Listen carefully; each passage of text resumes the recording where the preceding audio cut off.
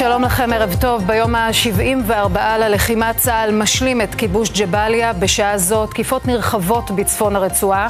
לוחמינו מפרקים את היכולת הצבאית של חמאס במרחב הזה, מתקדמים גם בתוך מנהרות. הערב ראש הממשלה נתניהו נפגש עם משפחות החטופים לקראת התנעת עסקה חדשה, וצה"ל מתיר לפרסם את שמותיהם של 3 נופלים בקרבות ביממה האחרונה. רב סמל במילואים מעוז פניגשטיין, בן 25 מסוסיה, לוחם בגדוד 7008 בעוצבת חיצי האש. סרן במילואים רותם יוסף לוי, בן 24 מאורנית, סגן מפקד פלגה ביחידת יהלום. רב סמל ראשון במילואים, דניאל יעקב בן ארוש, בן 31 מאלון, לוחם בגדוד 6551 בעוצבת חיצי האש. יהי זכרם ברוך. אנחנו רוצים לפתוח בעדכונים שלך, פרשננו לענייני צבא רועי שרון, עם תמונת המצב בשטח וההשתלטות של צה"ל על ג'באליה. כן, בצה"ל אומרים היום שכיבוש ג'באליה הושלם. צריך להבין שהמשמעות של כיבוש ג'באליה, האזור שהיו בו הרבה מאוד קרבות, הרבה מאוד התקלויות מאז חזרנו מהפסקת האש, אבל צריך לשים ליד זה כוכבית. כשהכיבוש הושלם זה לא אומר שאין יותר מחבלים שם, זה לא אומר שאין שם יותר אמל"ח, תמיד יהיו עוד מחבלים, עוד חוליות. זה אומר שהפיקוד והשליטה של החמאס נפגע מאוד, זה אומר שהיכולת שלהם לשלוט בשטח הושמד, אבל כמו שאמרנו, מחבלים, חוליות עצמאיות, אמצעי לחימה, זה עדיין יש להם, וזה עדיין עלול לפגוש גם את כוחותינו, ולכך גם הכוחות שם נערכים. כשבתוך ג'באליה, כשבצה"ל מסכמים את כיבוש ג'באליה, מדברים על 1,000 מחבלי חמאס שחוסלו שם, 500 מחבלים שנעצרו, ומתוך ה-500 האלה, כ-70 השתתפו בטבח של ה-7 באוקטובר.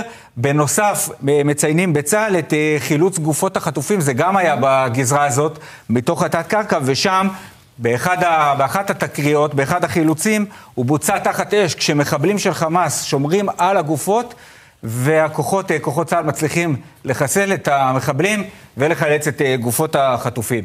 בגזרה הדרומית, בח'אן יונס, שם התמרון של אוגדה 98, כשהוא מתוגבר בעוד כוחות, גם הרבה מאוד כוחות הנדסה, בגלל התשתית של התת קרקע המאוד מסיבית שיש שם, והמאוד אסטרטגית שיש שם.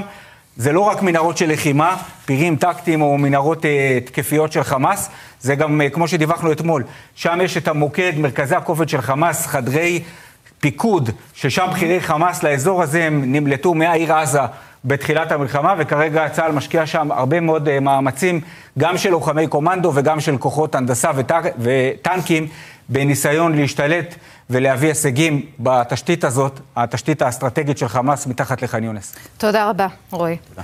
עדכונים מהמשא ומתן לשחרור חטופים אחרי 2 פגישות של ראש המוסד באירופה בניסיון להתניע עסקת חטופים. בישראל אומרים הערב, עמיחי שטיין, כתבנו מדיני, שעכשיו מחכים למתווכים, הקטרים, שיפעילו לחץ על חמאס. נכון מיכל, גורם מדיני אומר לנו הערב, עכשיו התפקיד של המתווכים ללחוץ על חמאס, על ביידן שהוא צריך ללחוץ על הקטרים, הקטרים שצריכים ללחוץ על חמאס.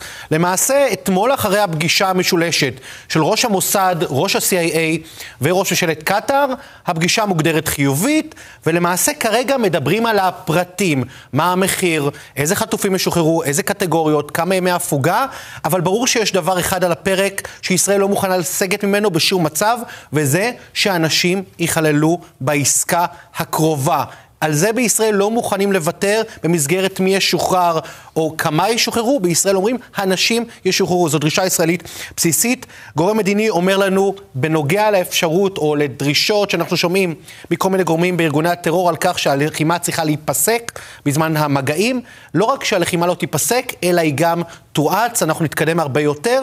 ראינו בעבר גם שזה מפעיל לחץ על חמאס, ולכן אנחנו נאיץ את הפעילות בשטח. ולסיכום כל הדברים האלה, הגורמים אומרים לנו הערב, המשא ומתן הזה הולך להיות קשה, לא קל, ארוך, וגם המחירים, אם בסופו של דבר העסקה הזאת תצא לדרך, אמורים להיות כנראה הרבה פחות קלים ופשוטים ממה שהיה בעסקה הקודמת. תודה רבה, עמיחי. הערב ראש הממשלה נתניהו נפגש עם נציגי משפחות החטופים. נופר משה פרדו, את עם הביקורת של המשפחות והטענות שלהן על האופן שבו נבחרו המשפחות שהוזמנו לפגישה הזאת. כן, ולא בפעם הראשונה, אז באמת המשפחות יוצאות בביקורת על הממונה על השבויים והנעדרים גל הירש. נגיד שבשעות הבוקר יצאה הודעה על כך שהיום תתקיים פגישה עם ראש הממשלה, ובאמת אחיו של אחד החטופים פונה לגל הירש מבקש להגיע לפגישה ומסורב. הוא שואל מדוע, ועונה לו הממונה על השבויים והנעדרים, שיש להם מערכות לאיסוף מידע, וכך הם בוחרים מי יגיע לפגישה.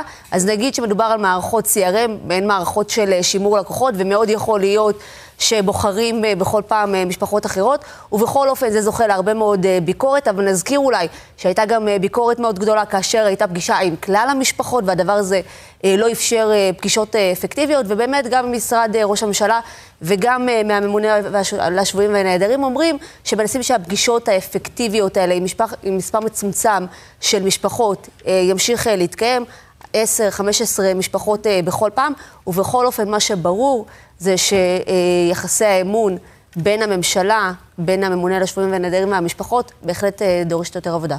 תודה רבה.